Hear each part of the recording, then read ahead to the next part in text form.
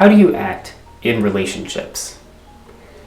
Are you the kind of person that immediately finds flaws in the person that you're dating and pushes them away? You can never quite find the perfect person, but you're always waiting for them. Are you the kind of person who always feels like your partner is going to cheat on you or leave you and are constantly worried about whether or not they like you? Or do those two versions of somebody in a relationship seem really weird to you and you feel very secure with yourself and the person that you're with? Well, your answer to any of those questions may define your attachment style.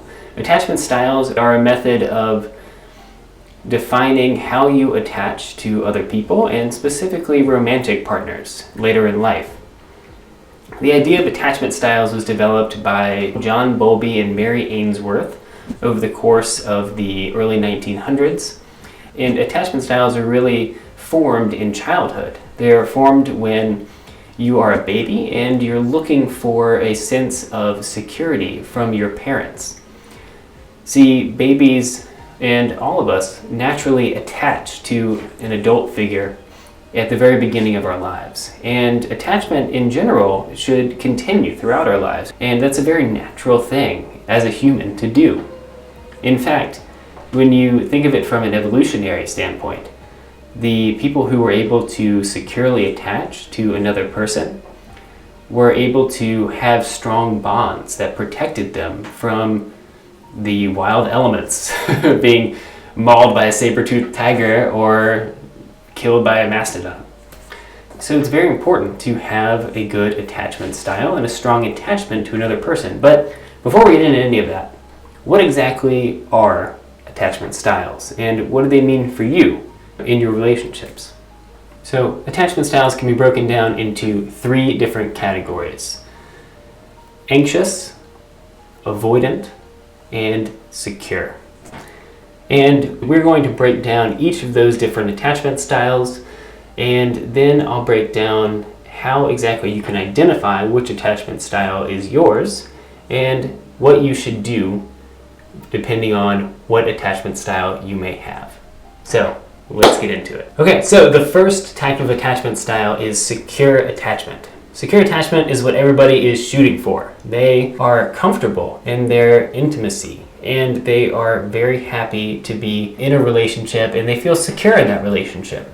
These people are not worried about their partner and what their partner is doing or feeling, and they feel comfortable getting into relationships with other people.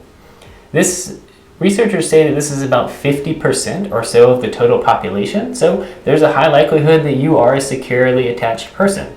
And one interesting thing that I think is important to note here is that even though you may have been securely attached in the past, you may drift into anxious or avoidant attachment styles in different relationships throughout your life. Your attachment style can change, and although it usually remains more or less constant, there are degrees of these things. So you could change over time, you could kind of slide into one, slide into another, and the person that you're with oftentimes influences your attachment style a little bit.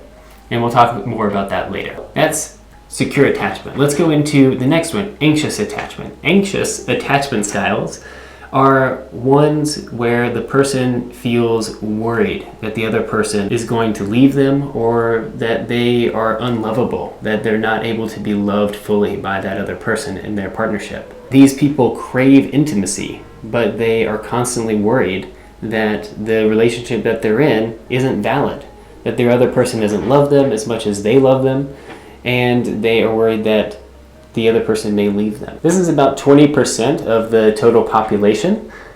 And if you think about their self-talk for these people, self-talk would be, oh, he's going to leave me. Oh, they don't love me.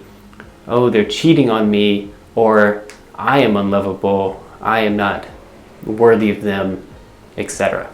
So these people have a very anxious attachment style, and I kind of like to think about it like they're grasping, they're holding on, they're trying to get love, but it never seems to fill them up. Okay, the next attachment style is avoidant attachment. So avoidant attachment styles equate intimacy with a feeling of a loss of independence. So they really value independence. They love being on their own, self-sufficiency all the way. And they feel like if they get close enough to someone, then that sense of independence diminishes. And so these people may protect themselves by constantly looking at their partner in a negative light. They see the worm instead of the apple, the negative instead of the positive. And they're constantly building up this picture in their mind of who the ideal partner would be, and nobody quite seems to fit into that idea that they have in their head. Avoidant attachment styles want intimacy, in theory at least, but in practice they push others away. They want to be on their own. Self-talk for these people might be, I'm better than you, I don't need you, or I prefer being on my own anyway. Avoidant attachment styles make up about 10% of the total population. Okay, so how to determine your attachment style? Or, better yet, the attachment style of the person that you are in a relationship with. Well, step one is to determine whether or not that person is seeking intimacy, whether or not they really want to be in a relationship first. And if they don't, then they are likely avoidant. So we're going to first think about whether or not they actually want to be in a relationship, whether that's something that they're into, and that alone will push us in one direction or another. If no, then they're avoidant. If yes, then maybe they're secure or maybe they're anxious. Okay, number two is to assess how preoccupied the person you are in the relationship with is with the relationship and how sensitive he or she is to rejection. So if that person is constantly worried that the other person might leave them, or that the other person is creating space or distance in the relationship and that really freaks them out, then that person may be an anxious attachment style. The last idea here is to try to express yourself and what you need out of the relationship. Good communication with a securely attached person can result in that person meeting your needs and being totally amenable to working with you on that part of the relationship. If you're with somebody who's anxious and in an anxious relationship, they may not trust what you're saying, but they still may respond in kind, and over time, you modeling effective communication will actually help them become less anxious. Finally, if you express your needs to an avoidant person, they may see that as a search for intimacy, and they may become uncomfortable with that and try to pull away. So these are triggers that you can try and see how effective they are in determining what attachment style your partner has. Okay, so we've learned a little bit about the attachment styles and what they are, and also what to look for to determine your partner's attachment style or your own. Attachment styles are really helpful in determining how you relate to other people and what may be helpful for you long term as far as moving your attachment style towards a more secure relationship, and really identifying what can work best for you as far as a romantic partner is concerned.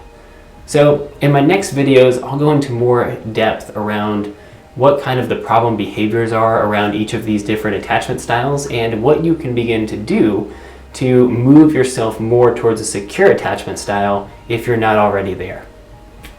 Thank you.